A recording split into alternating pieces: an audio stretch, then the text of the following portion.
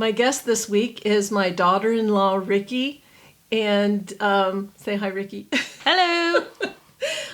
Ricky and my oldest son, Aaron, have been married for... Going on 2 years in October. 2 years. And you both had 3 children when you got married, so you're kind of like the Brady Bunch. Yes. Okay. All right, let's dive in. And let's go back to the decade that you were born. So, what year were you born? 87. 1987. Okay. And where did you grow up? Ohio. Okay. I had a couple years when I was younger living in North Carolina. That's really my first memory. Okay. And then Ohio. So Ohio pretty much is home. And what is your first music memory? My first music memory... that would be when we were stationed down in North Carolina. I very vividly remember walking around like bow-legged like a cowboy. Yeah. With like, you know, like your finger pistols, guns. Yeah. Pew, pew, pew. To Bon Jovi, Blaze of Glory. Oh my gosh. Yes. Yeah. Okay. Were your parents listening to Bon Jovi at the time, or how did you hear the Bon Jovi song? Probably my mom. Okay. Yeah. My mom was all about like ballads, like 80s love ballads and... Yeah, I love the 80s. I mean, I do too. They had good music. Ballads. Yes. Now, what was your dad listening to at this time? At that point in time, let's see, that was like late in He definitely would have been listening to like 80s hip hop. Oh. He had he's very eclectic. So he was all about ranging from like Motown to like classic rock to, at that point in time, the late 80s, it would have been like 80s hip hop. Oh yeah. Mm-hmm. Did either of your parents ever listen to country? Yes, when I was younger. So it was like down the road. But yeah, my dad went through like a country phase. Okay. Did either of them play any instruments? My dad did drums. Did he? Yeah, he did. He played drums in high school. He was a drum major. Oh, that's cool. Yeah, and I remember when I was in 5th grade, we could do a band for the first time. So I signed up for percussion, and I did the xylophone. And then you had to do the xylophone before you could do the drums. Okay. So, but I wanted to play the drum because of my dad. And I was horrible. I was so bad at it. I didn't really... There's a lot of notes you had to learn. Yeah. So I remember... because concerts were a part of your grade. So, yeah. And, wow. Yeah. Okay. So we had to go to concerts. Yes. And that's when I was playing the xylophone. And I could not read the music. I didn't know what I was doing. Yeah. So I faked it. I was just hitting random notes. But it worked. Yeah. You know? And I feel like my dad definitely played more of my snare drum than I did. A snare drum. Mm-hmm. Okay. How at that time did you listen to music? Did your mom and dad have a stereo system, or how were you listening to music? Radio. So yeah, okay. I had a little boombox that I would like listen to for hours. That's how I pretty much spent my days. Kids today have their iPads and technology. Yeah. I had my boombox, and I would literally sit there with a cassette tape. Yes. And in order to get the song that you wanted, you'd have to sit there by your boombox and wait and push the record play. Yes. And so, I remember spending hours just listening to music in my room. And then we had a living room that had like a stereo system. And my sisters and I, we would, it had like, I think it was like 6 CDs. It was fancy. Yeah. So we would put in, like the 6 different CDs and we would just like go hard listening to like Meatloaf and Salt and Pepper. I love it. Yes. Now, your sister, you're the oldest of three sisters. And Yes. do you think that your sisters had any influence? Usually it's the oldest that has the influence, but did your sisters have any influence on what you listened to? Younger wise, no. But I will say, my sister Brittany, she'll listen to some songs and like I more or less like will like listen to it and pick up on it and it's like, oh, this is a good song. Yes. And then like I'll dabble into the artist and get more songs that I like. But as far as Kirsty and I go, I feel like we're pretty much like on the same page as far as music goes. Okay. What year did you go into high school? I started high school, it was school year 2002 to 2003. Do you remember like what you were listening to in high school? I went through a few different phases. I had a phase where I listened to your, it was like ghetto rap. Yes. Yeah, yep. I went through that phase, and then as I got a little older, like towards the end of high school, that's when I really like started listening to a lot more like classic rock. I listened to, like the punk rock stuff, and more so it was like the genre of the, like older music, like stuff that in order to appreciate what you have now, you have to appreciate what was then. When you were into punk rock and stuff, did you dress differently? No. I feel like I dressed mainly what was in style. Like I hung out with the skater boys. Yeah. So I wore like, like skater t-shirts and bell bottoms, like stuff that was already in style. Did they actually skate or did they? Oh yeah, they did. Did they have a boombox when they skated? No. Okay. 'Cause in the movies, you see them. Oh no, I think that was past that time. Was that okay? At that point in time, they had like. You're thinking of breakdancing. Yeah. Okay. Did you go to any concerts when you were in high school? I did. So what was your first concert? My first concert was Usher. Oh my gosh, that's cool. Yeah, it was Usher, Kanye West before he went crazy. Yeah. And Christina Milian. I don't remember her. She had a few good songs back then. You really don't hear much from her now. Where was that at? That was in Cincinnati. In Cincinnati. Okay. Wow. That was fun. You have a wide range of music that you like because I was just telling you, I know that you like the Beatles, and I'm not really a fan. So I watched a documentary. It's on Hulu. It was very good. It was by Ron Howard, and it was called 8 Days a Week. It was when they were touring it from like 1962 or 3 to 1969. And it was really interesting, and I will say I have a better appreciation. And I think that happens to me a lot. Like I'll watch like a documentary on a band, and I'll understand it better. and so I did. I thought it was well done. So, and then last night Tom and I listened to 2000 songs, and what I thought like in the 2000s was that there was a lot of bands or singers that had somebody featuring, like everything that. So I listened to 2000s, like the top songs, and it was like Flo Rida and T-Pain, Rihanna and Eminem, Usher and Little John and Ludacris, Shakira and Wyclef Jean, who I don't even know who that is. Wyclef Jean. John, okay, it looked like Jean. It's spelled, okay.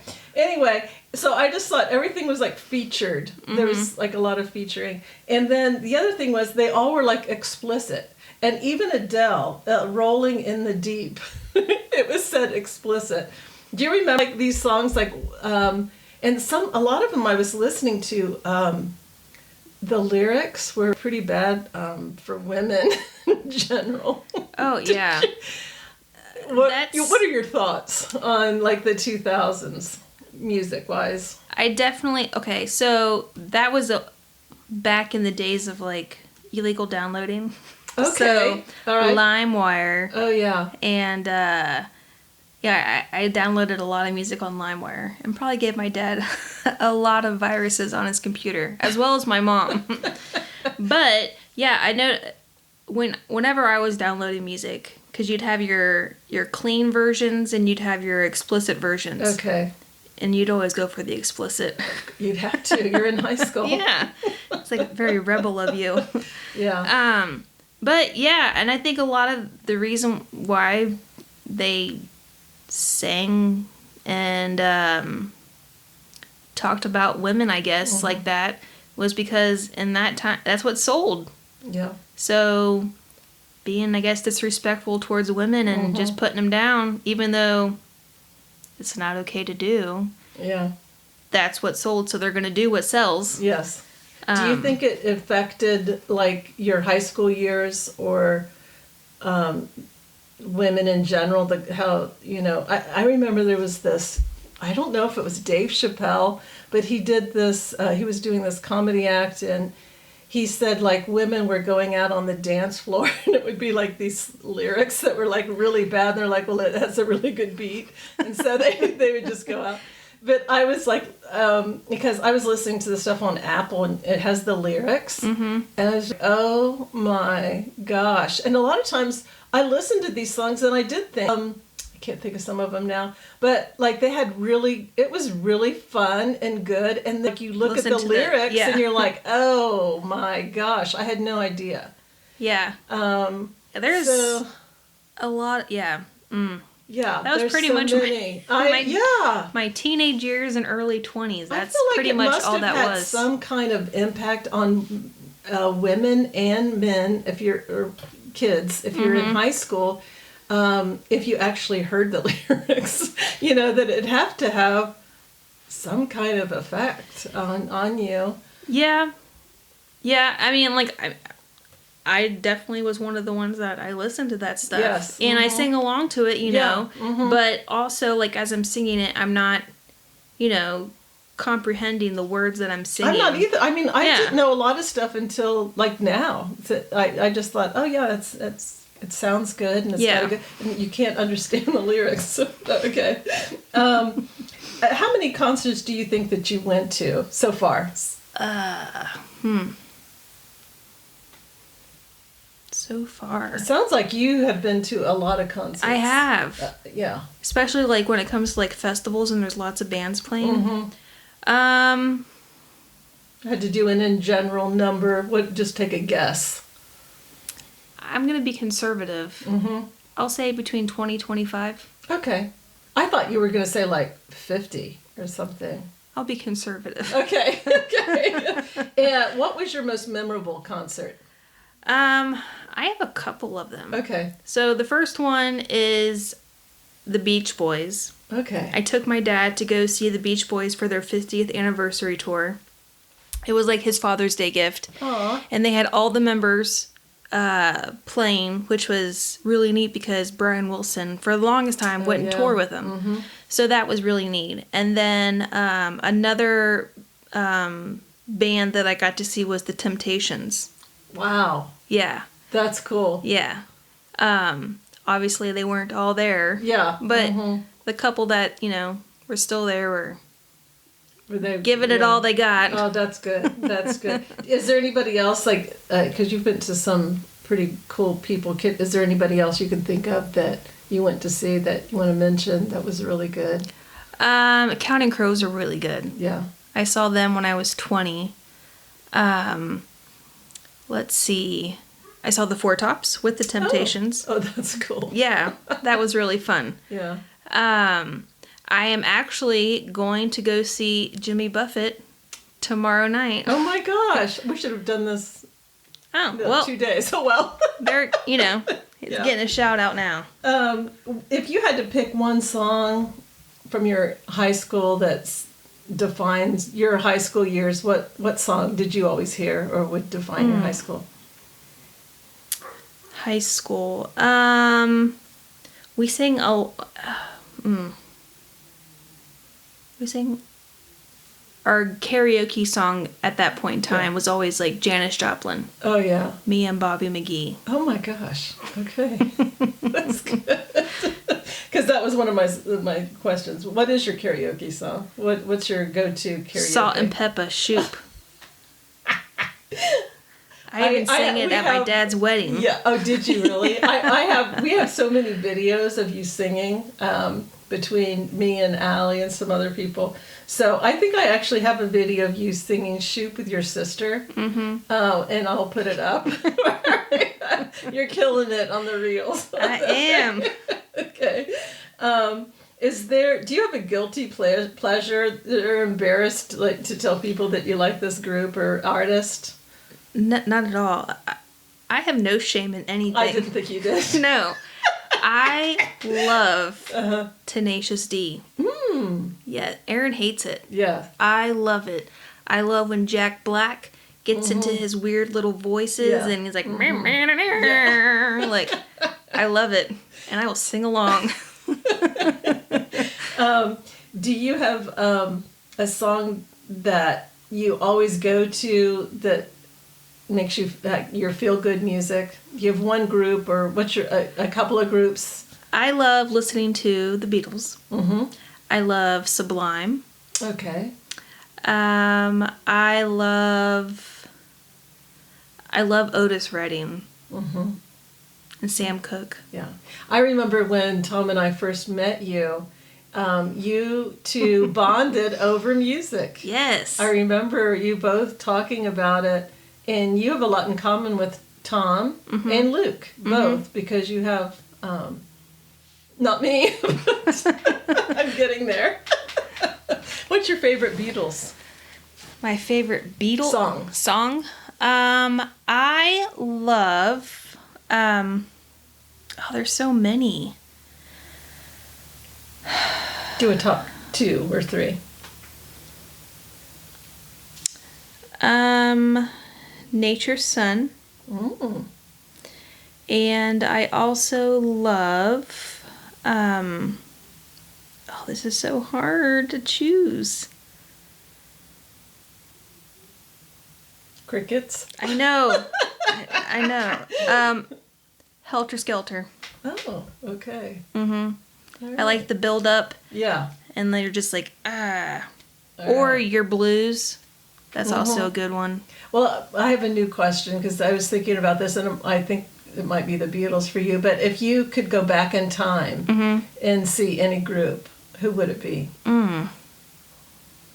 It would, yeah. Would it be the Beatles? It would. Mm-hmm. I thought about that one today, and I thought, well, she's probably going to say the Beatles, but I sprung that one on you. But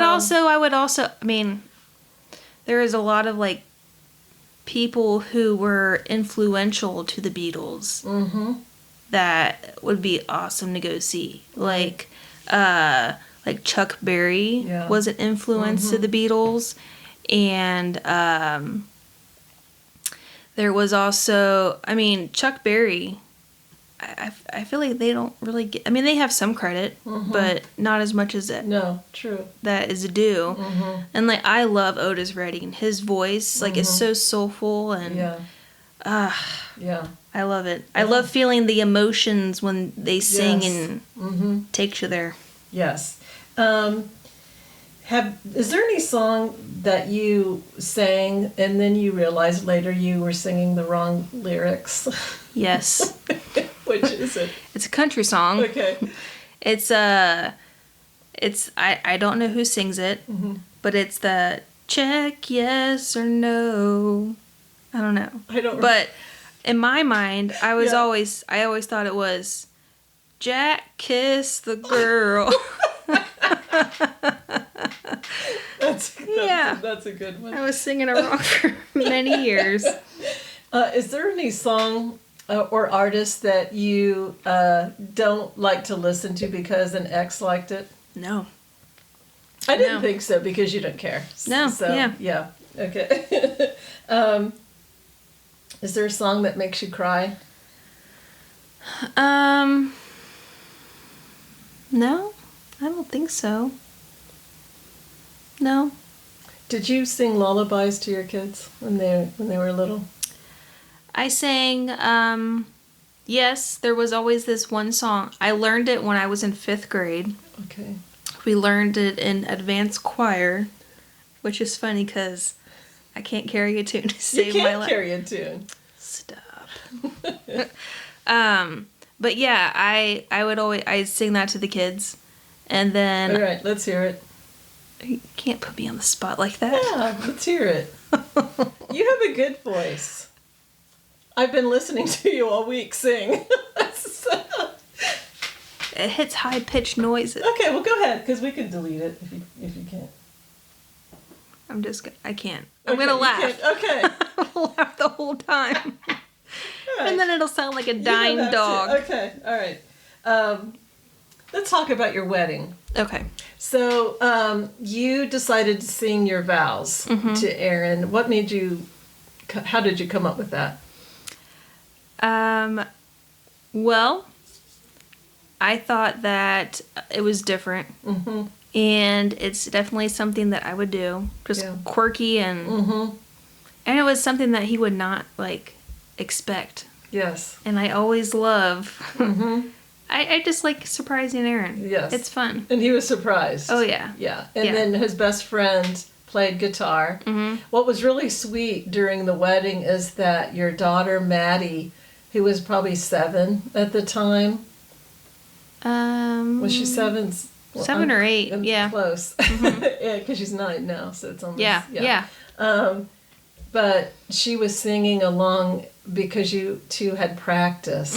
Yes. And she would always request it in the car to listen to it. Yeah. So, it was really sweet. And then I put up a couple of reels. So we have that, on the Instagram. And then we also have you and Luke singing... These Eyes. These Eyes. But you and your dad also were dancing, and you said your dad, did he break dance or something at one time? Because you and your dad were dancing some, legit dances, right? I think so. Was it over here on the patio yes. area? Mm-hmm. Yeah. Yeah. So did you two dance a lot when you were young, or how did you? So my dad, he didn't... He didn't bust out cardboard and spin on his head or anything, no. Yes. But he always he would be goofy in in the living room. But he would do little arm moves. Arm moves, acting like he was rapping. Yeah. He's a good dancer. Yeah. I can see him. He can cut a rug. Yeah, he can. Yeah. Yeah, and your sisters and your mom were also, they're all, my mom, very I don't, fun. Yes. But they were doing the dance in the line. My mom, she loves her line dances. Yes. And my dad, too. Mm-hmm. You were to, look at him and be like, yeah. No, but no. You have a fun family. I do. It was very fun. Yes. So what song did you dance to, you and Aaron, at your wedding? Together Forever. Oh. And it was from Donovan. Ooh, I'm going to butcher this last name. It's starts with an F. I'm going to be no help because I don't know. It kind of reminds me of Frankenstein, but it's not Frankenstein. Okay. I have thought about having Tom here, as Ed McMahon. Do you know what I'm saying when I'm saying that? He could be oh, that's, because he has so much commentary. Trivia. Yeah. So I might have to do that. Did you watch any Grammys when you were young? Do you have a favorite? You don't have any? Mm-mm. Okay, that must be a thing for me because I used to always watch the Grammys, and so that's probably not a good question. And you never dance like a music celebrity or anything? Danced? Dressed. Oh, dressed like a music celebrity. No, I think the closest thing would be in high school for, I want to say it was probably Halloween. We dressed up as our friends who were punk. Yeah. So I remember trying to put my hair into like a mohawk, like with glue, and blow drying it to try and get it to stick up. Yeah. So that would probably be the closest thing to dressing up. I guess as a punk person. While I was investigating the Beatles, going back to the Beatles, I saw that they had invented the secret track phenomenon. Did you know about this? Mm-hmm. Okay. They said they did a sound collage at the end of Sgt. Pepper's that loops infinitely on if you're playing it on vinyl. Do you know about this? Or I've heard of it, okay. But I've not heard it. Okay. Yeah. And then I heard that a lot of groups in the 90s would do a secret track. Like, they wouldn't talk about it, but if you listened, and another song would start right after they did. Mm-hmm. I thought that was kind of cool. Mm-hmm. Was there any song, even now, that you listen to over and over again? I have, it depends on my mood. I have like if I'm angry, I listen to like my angry girl music. What is that? Like Fiona Apple or Alanis Morissette, like the staple, like of the 90s. Like I'm angry. You ought to know. Yeah, you ought to know. Yeah. And how Adele's kind of like that in a way. Like to me, she seems somewhat like. I listened to a lot of her when I was not as angry. No, it was more woe is me. Yeah. Mm-hmm. Yeah. I had my Adele moments. Yeah. Mm-hmm. Mm. Yeah, me too. Let me make sure I didn't miss anything here. Okay. What does music mean to you? Music means, it is one of the truest forms of art. Like, no matter who you are, what you're into, there is always an appreciation for it. Yes. And it speaks to my soul. You know, I was when I was looking at the songs that were from the 2000s, I noticed that what was amazing, I wrote it down, now I don't have it in front of me, but you had like, what I was talking about, like you had Flo Rida and T-Pain, and then you had like other songs like Norah Jones came out. I mean, there was such a range in the 2000s.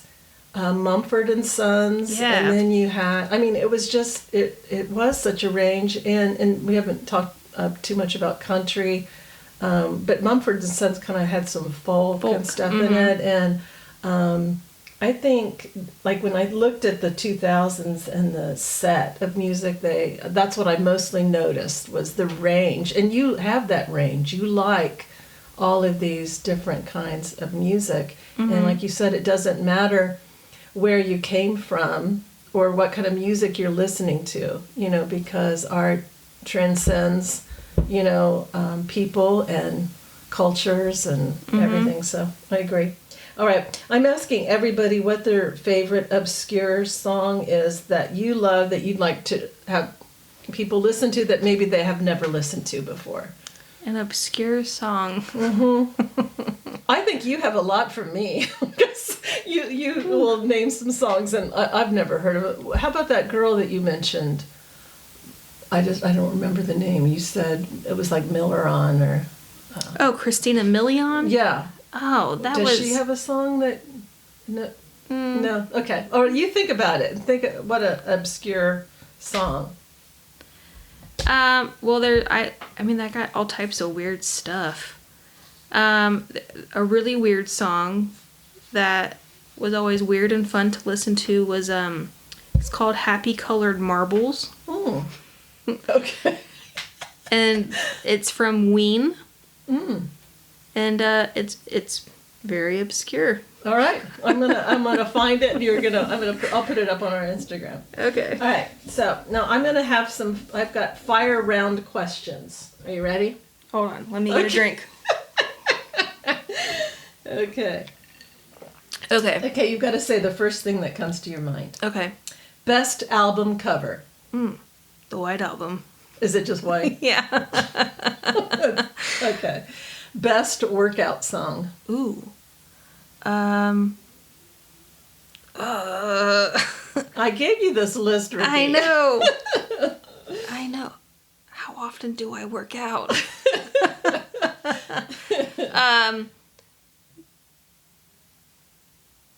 Turn down for what? Okay. I do not know what that is. Is there a musical that you like? Yes. Rocky Horror Picture Show. I know, we didn't even talk about it. Yeah. Was that one of the... That was, not substantial, I can't think of the word, for in your musical growing up, wasn't it? Because we had talked about this. Yes. Yeah. So my dad, he had vinyls growing up. Yeah. And he had the Rocky Horror soundtrack vinyl. And my sisters and I, we would listen to it. And then we realized it was a movie. Oh. So at the age of, I was probably, I don't even know, 8, 9 years old or so, watching Rocky Horror Picture Show. On TV? Yeah. Wow. Yeah. Looking back now, as an adult, yeah. I probably wouldn't let my child watch that, but times are different. And so, but I loved it. Yeah. I loved it. So my sisters and I decided that we were going to put on a little play for my parents. Oh my. And, we got into character. I pulled together an outfit to dress up like Columbia, like a one-piece bathing suit, pantyhose, socks, like a hat. When I was riffraff, I stood behind our glass entertainment door, like I was looking out a window. Oh my gosh. And I had acted like I had like a hunchback, oh yeah. Yeah. It was a staple. When I was probably 20 when we would go to a theater and see it. I think I just went with my friends twice. Even I thought that was just a costume. I didn't get it, and I was 20. So anyway. Yeah. Okay. How about the soundtrack of a movie? Do you have a favorite soundtrack? Soundtrack of a movie. The Greatest Showman. I love that was that too. Good soundtrack. Yes. Yeah, that was good. Best music video. Ooh, best music video. Celine Dion. Ooh, which one? My Heart Will Go On. Oh, yeah. Okay, that's good. Did you have any music TV shows that you liked? When I was little, I watched the Monkees. I love the Monkees. Yeah. I thought the music was good. Right? I loved the Monkees. And they got such a bad rep. They did? Yeah. Because they put them together, but in sync and all these other ones later on, they all did. Yeah, but they actually sang. Yeah, I thought they were good. Okay. And who was the best live performance that you saw? Oh. The best live performance. Dallas Green, City in Color. Wow, I don't know who that is either. I'm feeling very old. All right, so Luke had this question for you. What band or musical artist was most influential in your life?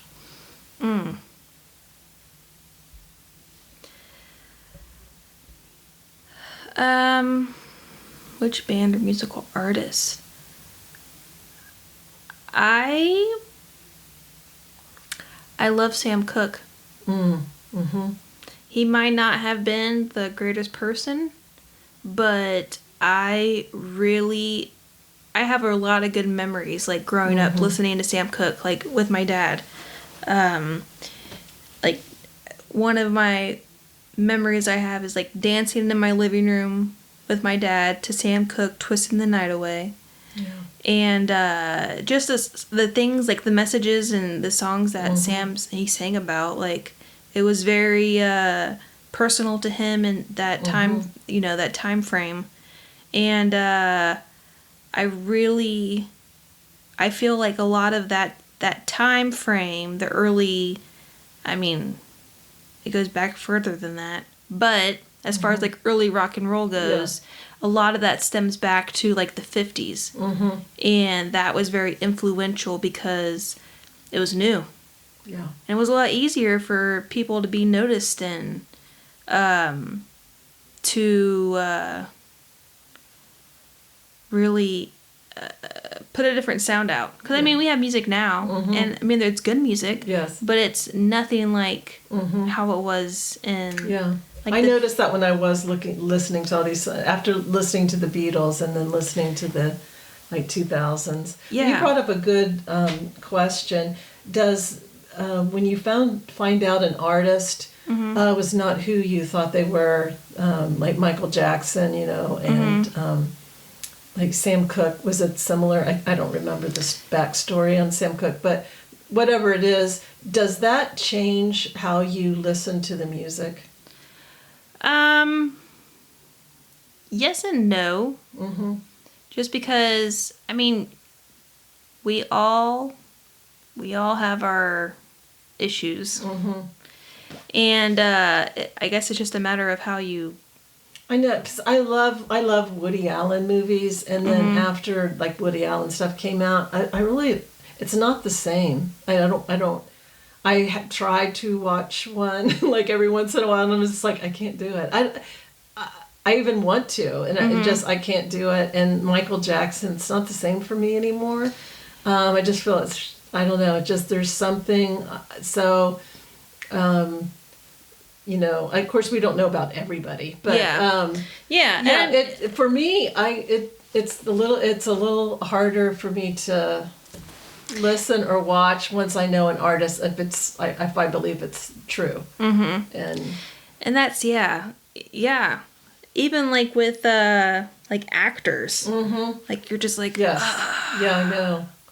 I want to just keep my rose-colored glasses on because like there's so much good music, and then like when you get into the logistics of who they were and their backstory, it's just like, you are not a good person, but you make amazing music.